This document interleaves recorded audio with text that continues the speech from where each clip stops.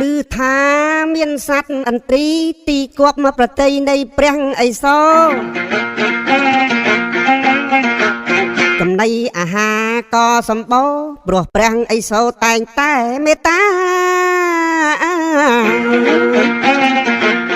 ក្នុងពេលវេលាវាចង់បានអ្វី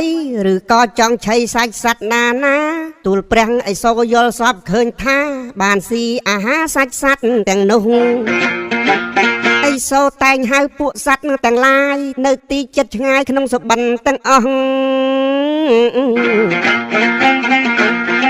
មកឲ្យអន្ត្រីស៊ីគ្មានពេលលួសពួកសត្វណាទាំងនោះក្តៅក្រហាយណាស់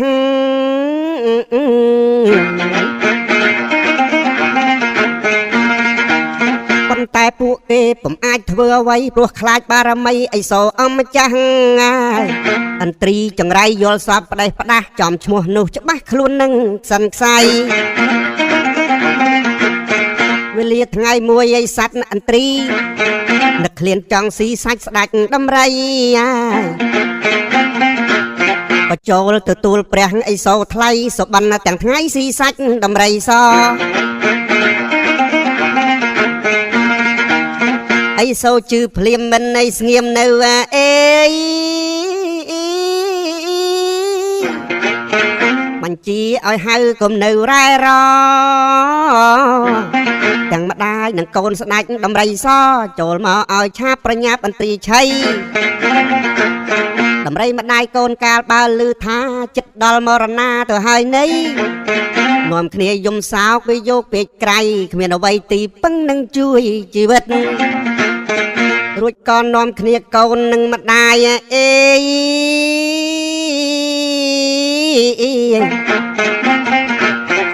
ដោះលាងសម្អាតកាយក្នុងស្រះនៅចិត្ត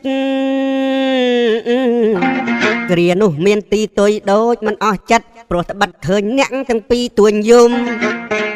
មានរឿងហេតុអ្វីអ្នកដំរីសហើយមិនដាច់ឡាយទឹកមុខដូចមានទុកធំ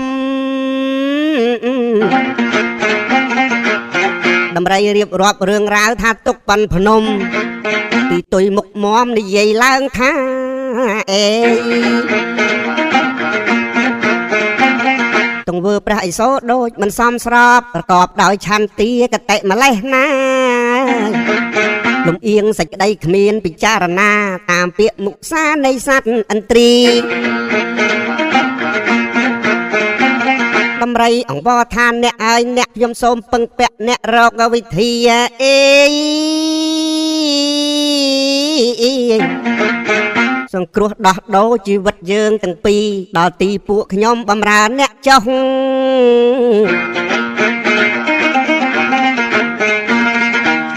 ទីទុយថាអើបើដូចឆ្នាំងអីចឹងសារភាពសន្និដូចឆ្នាំងថាជាបាវខ្ញុំក្នុងវេលានោះចាំយើងកែគ្រោះនឹងអីសូម្ដងដំរីក៏ព្រមល្មមតាមទីទុយរួចឲ្យឡើងអង្គុយលើក្បាលកូនផងទាំងបីកាយយាយត្រាត្រសងដល់ខ្នងនៃភ្នំកៃឡាស់មហា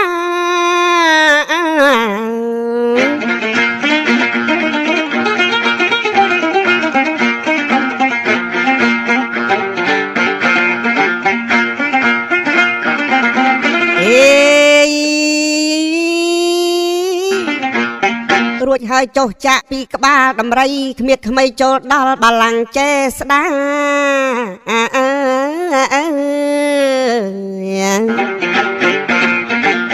ទួលសួរទៅកាន់ព្រះឥសូរថាបបិទ្ធព្រះមហាកម្ពុជាលោកី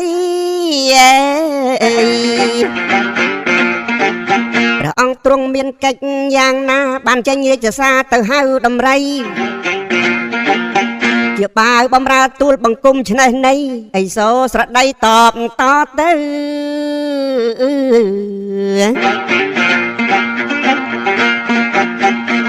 អេអើទីទុយឲ្យអ្នកបំរើឯងនឹងស្លាប់ជាក់ស្ដែងតាមកាលតម្រូវសុបិនអន្ត្រីស៊ីសាច់ឥឡូវគ្មានផ្លូវរួចខ្លួនទាំងកូននឹងម៉ែ